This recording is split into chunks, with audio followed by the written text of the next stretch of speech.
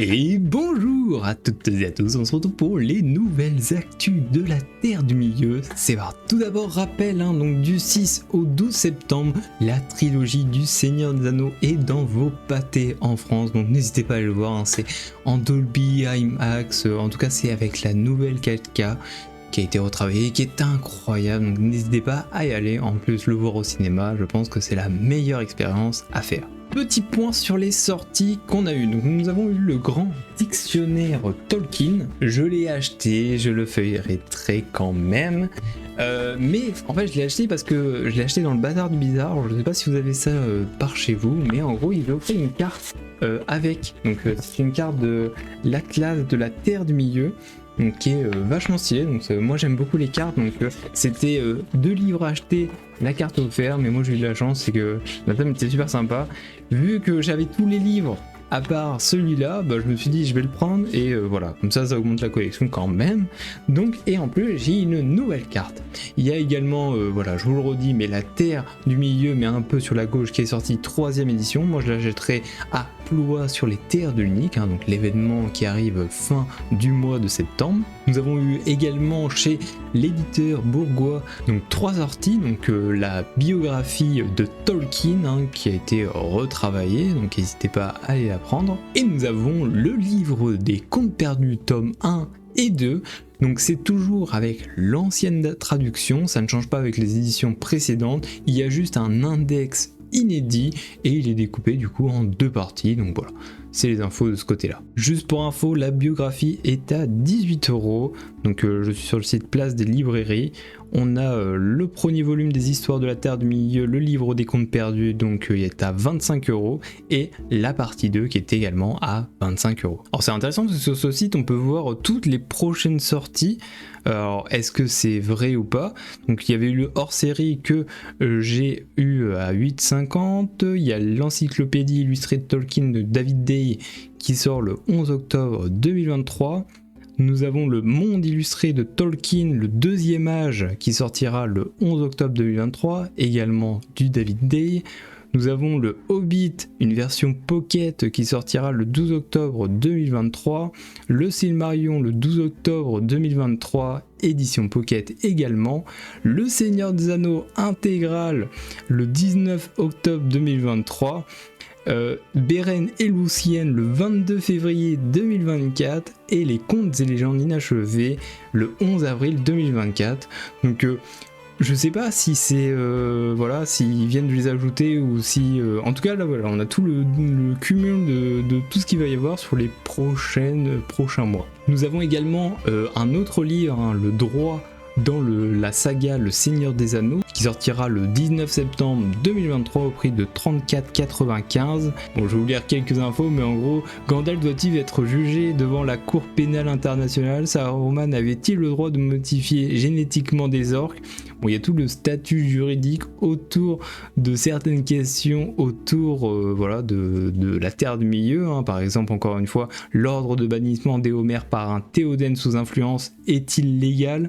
Donc voilà, je pense que ça va être un livre rigolo, enfin je sais pas en fait, ça a l'air d'être vraiment le droit dans la saga Le Seigneur des Anneaux, donc intéressant, ça sort le 19 septembre 2023. Je suis passé dans un article Les Échos, donc j'ai été interviewé par une madame, donc pour parler de comment je suis arrivé dans l'univers, qu'est-ce que j'apportais et tout, donc c'était assez intéressant, on avait parlé pendant 25 minutes, bon il n'y a pas grand chose qui a été retenu.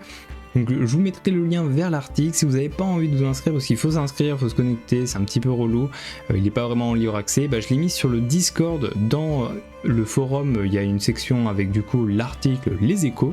Je vais vous faire évidemment un petit résumé, donc au début ça parle évidemment des 50 ans de la mort de J.R.R. Tolkien, c'est pourquoi ils ont fait l'article, pour marquer le jour, donc le 2 septembre 1973.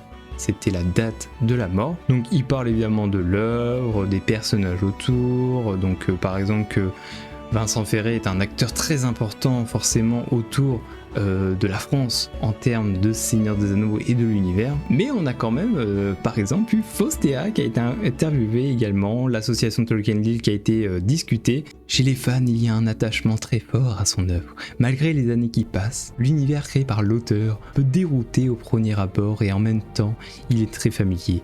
Les thèmes sont universels, c'est une œuvre qui aide à vivre, qui accompagne les lecteurs, poursuit-elle. Au sein de la communauté, j'ai trouvé des gens avec qui j'avais des choses à partager. C'est une expérience qui enrichit la lecture personnelle. Pour beaucoup de fans, l'œuvre tient un rôle social. Donc là, je poursuis le texte. Comme elle, beaucoup de passionnés puisent un réconfort dans l'univers créé par J.R.R. Tolkien et poursuivi par son fils Christopher à sa mort, à l'image de Valentine, qui tout juste maman durant la période Covid a ressenti à la lecture de Tolkien, dont elle était déjà fan, une forme de refuge. Je suis rentré à corps perdu dedans. C'est la seule chose qui m'a permis de garder la tête hors de l'eau. Confie la jeune femme qui admet ne pas avoir lu d'autres livres que ceux abordant de près ou de loin l'univers de l'écrivain depuis 3 ans. Active sur les réseaux sociaux et notamment TikTok, où elle est plus connue sous le pseudonyme de Faustea Tinviel, la Belge partage sa passion au plus grand nombre et collabore avec notamment un youtubeur et streamer, Elorir, dans les vidéos d'actualité. Donc là ils ont mis la vidéo édition spéciale Faustea, où c'est Faustea qui avait raconté les actus de la Terre du Milieu. Et là en gros il y a mon passage. Enfant, c'est mon grand frère qui m'a fait découvrir l'univers à travers un jeu de stratégie Bataille pour la Terre du Milieu, explique Paul, si passionné qu'il finira par créer son propre Discord afin d'échanger avec d'autres amateurs dès 2017. Car il existe de nombreuses portes d'entrée à l'univers de Tolkien, jeux vidéo, Lego, cartes à jouer, films ou encore séries. Chacun peut y trouver son compte. Bon, ça parle également de la convention sur les terres de Unix, c'est très intéressant, ça parle également de la série. Bon, pas forcément bien, donc c'est super, hein, on adore, hein, on apprécie. Donc, par exemple, je trouve que c'est une aberration, explique Mathilde, 26 ans, fidèle au livre ainsi qu'aux trilogies de films réalisées par Peter Jackson de 2001 à 2014. La série ne se respecte ni l'esprit de J.R.R. Tolkien, qui est un véritable monstre de la littérature, ni son univers. Bon, comme vous pouvez voir, pas fou. Mais nous avons l'intervention de Vardamir qui dit « Certains fans étaient exigeants à l'égard de la série. Ils ont été habitués à avoir de la qualité à travers l'œuvre de Tolkien et l'adaptation cinématographique qui a suivi. Ils ont dénoncé des incohérences majeures avec les livres. D'autres ont simplement suivi le mouvement. Nuance Nicolas, 29 ans, qui développe depuis 2 ans une chaîne YouTube sur le sujet. » Voilà, et après ils finissent par parler un peu de la Tolkien Society et ça s'unit très vite. Hein. Donc voilà, je vous mets l'article au complet sur le Discord si vous voulez le lire. Je vous ai mis les petits passages où je suis intervenu. Il y a Faustea, une Tolkien Deal, il y a eu Vardamir, voilà, donc c'est tout pour les échos. Prochaine actualité, alors c'est rapide, mais en tout cas pour le Hobbit illustré par son auteur, sortira le 14 septembre 2023. Alors c'est une édition anglaise, hein. Donc ça coûte 55 €, c'est une édition anglaise, donc ça concerne vraiment que ceux qui veulent les éditions de luxe version anglaise. Donc ça c'est important, je vous mets le lien en description. Prochaine actualité, il y a Fuzzcop qui m'a envoyé, alors on avait pris une photo en Paris Fan Festival, je me souviens évidemment, il m'a partagé un événement qui pourrait vous intéresser si vous habitez dans la ville de Nancy. Il y a le 30 septembre à 20h30 un concert qui est organisé à Nancy à la salle Poirel sur Écho de la Terre du Milieu et de Westeros, hein, donc des musiques emblématiques évidemment de la Terre du Milieu et de Game of Thrones. Donc si vous voulez passer une bonne soirée le 30 septembre, et ben écoutez, c'est un samedi, n'hésitez pas, ça dure de 20h30 à 22h. Je vous mets le lien de l'événement Facebook, il y aura la billetterie, etc. Et je vous laisserai aller vous renseigner. Prochaine actualité, du côté de Weta, nous avons eu 2 news. Alors la première, c'est une vidéo qui nous montre la fabrication des différents armes qui ont été utilisés pour les anneaux de pouvoir et également le travail, enfin en tout cas tout le travail derrière la série, et c'est vachement stylé, hein. Enfin évidemment Weta c'est les boss, hein. Donc n'hésitez pas à aller la voir, c'est une vidéo qui dure 4 minutes, je mettrai des petits extraits évidemment en fond. La deuxième actualité, c'est que nous avons une nouvelle figurine qui est sortie très récemment. N'hésitez pas à aller la précommander parce que je sais plus si c'est une édition limitée, je crois que oui.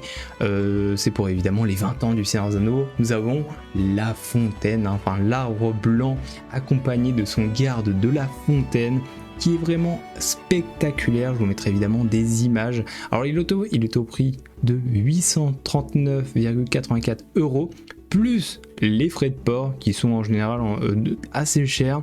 Ça peut être entre 70 et 170 €. Donc comptez à peu près 1000 balles si vous voulez cette figurine. Mais bon, pour les collectionneurs, ça n'a pas de prix. Moi personnellement, voilà, j'ai ma Galadriel, je suis déjà très content. Pour l'instant, on va faire une petite pause. Prochaine actualité, je vous repartage le Kickstarter du jeu de société si vous avez envie de participer. Donc le projet se termine dans 6 jours. Il y a quand même eu 837 000 € collectés avec plus de 10 438 contributeurs. Donc c'est assez insane.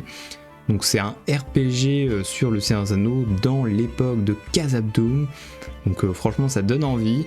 Donc voilà, n'hésitez pas si vous avez envie de participer. Autre événement, donc le 30 septembre à 20 h à la médiathèque Sonia de Launay. Alors je savais pas où c'était, mais c'est à Biote, près de Antibes, Cannes, près de Nice, voilà. Donc un petit peu perdu dans le sud, mais si vous voulez y aller, ça peut être intéressant. Mais je vous ai pas dit ce que c'était, c'est une lecture spectacle par Philippe Bertin, une lecture de Mythopoeia, ça se prononce bien, mais c'est un poème de J.R. Tolkien, écrit dans les années 1930 et publié en 1888 dans le recueil Tree and Leaf, et on a eu sa première traduction française de ce poème réalisé par Hélène Riot, qui est paru en 2003 dans le recueil des féeries et autres textes. Donc là c'est vraiment un peu plus complexe, on n'est pas dans l'univers du Seigneur des Anneaux, on est sur une œuvre, un poème écrit par J.R. Tolkien. Prochaine actualité, nous avons des informations sur la bêta qui a été ouverte sur